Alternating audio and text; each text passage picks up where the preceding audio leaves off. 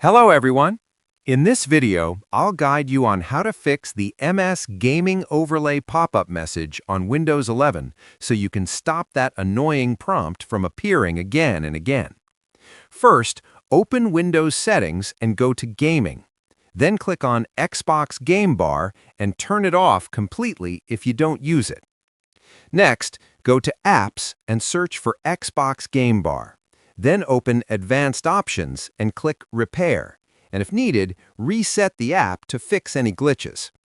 After that, you can also disable the shortcut by going to Settings, Gaming, and turning off the option that opens Xbox Game Bar using the keyboard.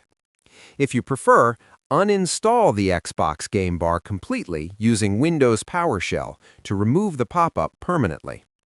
Another helpful step is to make sure your Windows is fully updated to avoid system bugs. Finally, restart your PC and the MS Gaming Overlay pop-up message should no longer appear. Subscribe the channel for more videos.